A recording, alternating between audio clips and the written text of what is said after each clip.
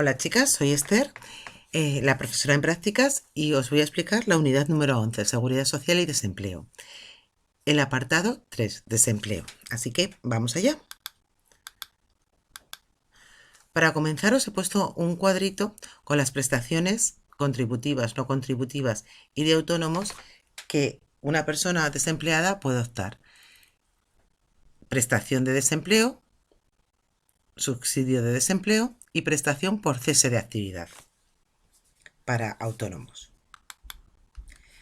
La prestación de desempleo la puede solicitar la población desempleada siempre y cuando cumpla unos requisitos que más adelante veremos.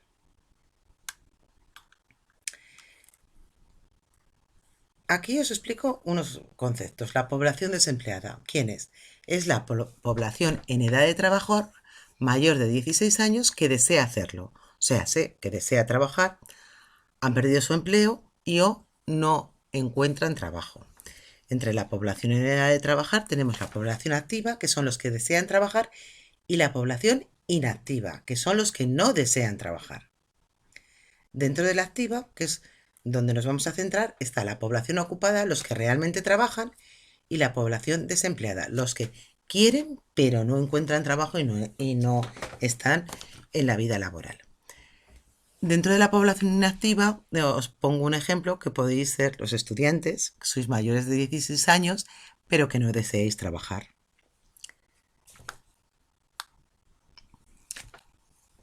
¿Qué requisitos son necesarios para acceder a la prestación de desempleo? Pues son los siguientes. Haber cotizado 360 días en los últimos 6 años, estar en situación legal de desempleo, que ahora seguidamente veremos lo que significa esto, tener compromiso de actividad, o sea, buscar activamente trabajo y formarse con cursillos del INAEM. O sea, que tienes que tener un compromiso activo de búsqueda de empleo y de formación. Y solicitar la prestación en los 15 días hábiles siguientes a tu despido. Situación legal de desempleo. Son las causas por las que finaliza o se suspende la relación laboral que no dependen de la voluntad de la persona trabajadora.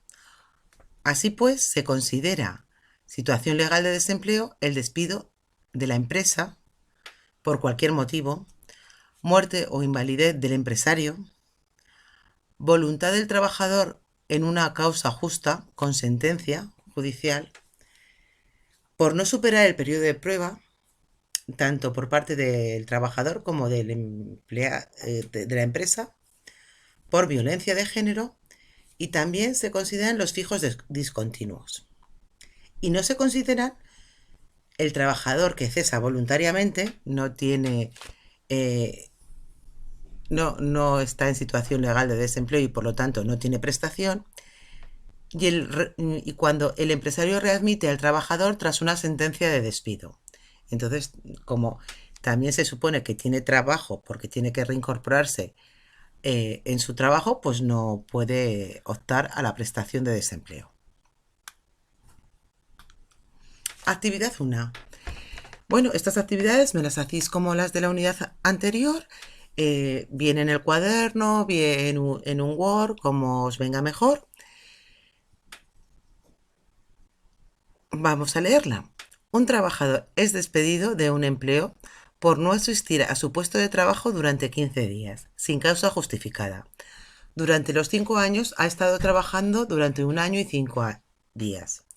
¿Cumple este trabajador los requisitos para solicitar la prestación de desempleo? A.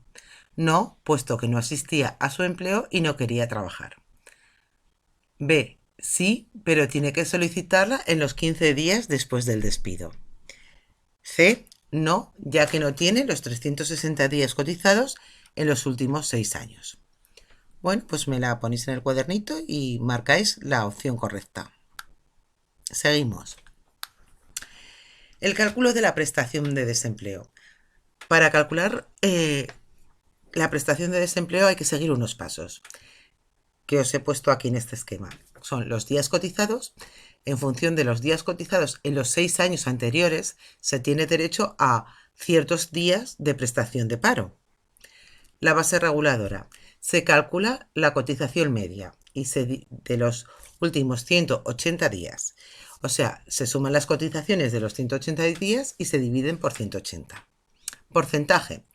Los 180 días primeros de prestación de desempleo se cobrará el 70% y a partir del día 181 se cobrará el 50%. De la base reguladora. Los topes máximos y mínimos vienen fijados en función del IPREM y en función del número de hijos.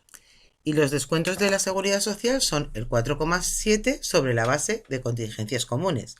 Y no sobre la prestación, sino sobre la base de contingencias comunes, al igual que cuando se tenía una nómina.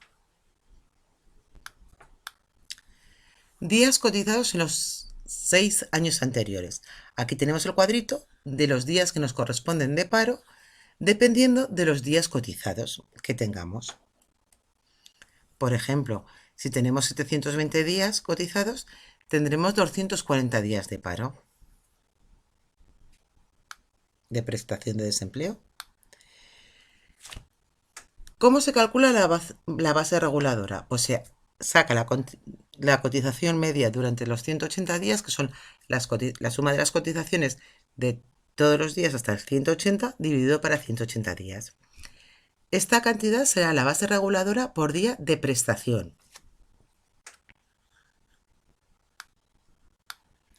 El porcentaje, como ya hemos visto, del día 1 al día 180 se cobrará el 70% y del día 181 hasta el final de la prestación se cobrará el 50%. Los topes.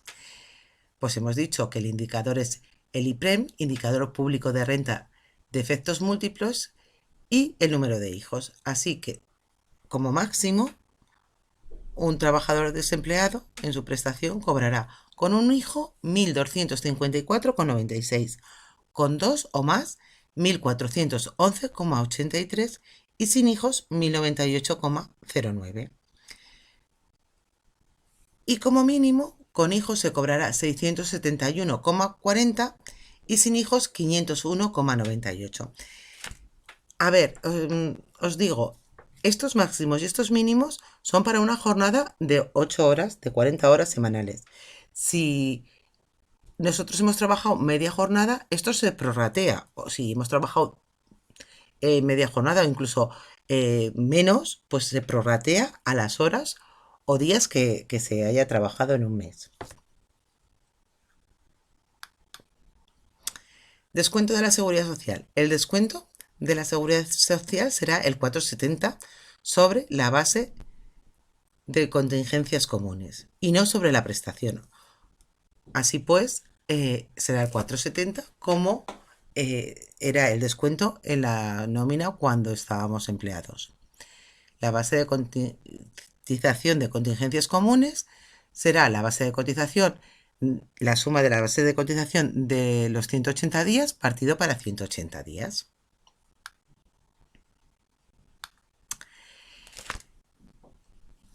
Actividad número 2. ¿Qué cantidades máximas y mínimas y durante cuánto tiempo cobrará un trabajador que se ha quedado en desempleo después de trabajar 2 años y 2 meses? Y para los siguientes supuestos: con 0 hijos, con 1 hijo y con 5 hijos.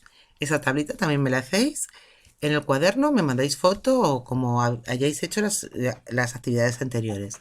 Podéis mirar el ejemplo 3 del libro en la página 192. Continuamos. Subsidio de desempleo. Esto es otra modalidad de prestación que ya hemos visto que no tiene nada que ver con las contributivas, sino es cuando ya no es contributiva. Y es una prestación asistencial que protege a algunos trabajadores en determinados supuestos de carencia de renta, cuando tienen menos del 75% del salario mínimo interprofesional.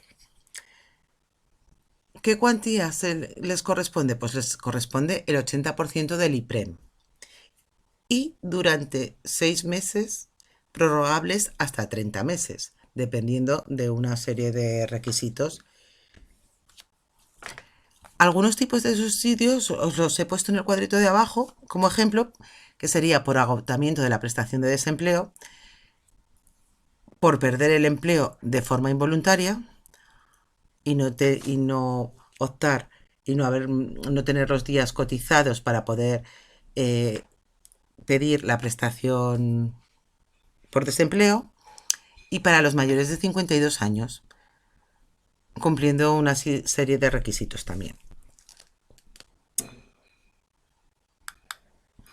La prestación por cese de actividad. Los autónomos tienen derecho a esta prestación desde el 2010. Antes no tenían ningún tipo de prestación. ¿Y qué características tienes? Pues que tienen que pagar unas cuotas, las cuotas de autónomos, y ahora en las cuotas de autónomos es obligatorio también pagar un tanto por ciento para la prestación por cese de actividad. Tener un año cotizado en los 4 años anteriores y estar la actividad en situación legal de cese de actividad. O sea, que tiene que cumplir una serie de requisitos para poder cesar la actividad.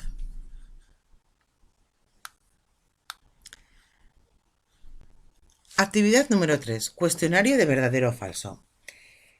Tenéis que poner detrás, en el cuadrito, cada afirmación si es verdadera o falsa.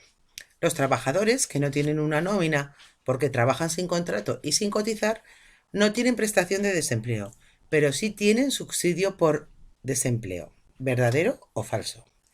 Los autónomos no tienen derecho a prestación ninguna cuando cesa su actividad. ¿Verdadero o falso? El indicador como referencia para calcular de la prestación de desempleo es el salario mínimo interprofesional. ¿Verdadero o falso? Y un autónomo que ha cotizado 9 meses en los últimos 4 años tiene derecho a la prestación por cese de actividad. ¿Verdadero o falso? Pues la actividad igualmente la hacéis como las otras y se nos ha terminado la presentación. Espero que os haya quedado todo claro. Para cualquier duda, ya sabéis. Gracias.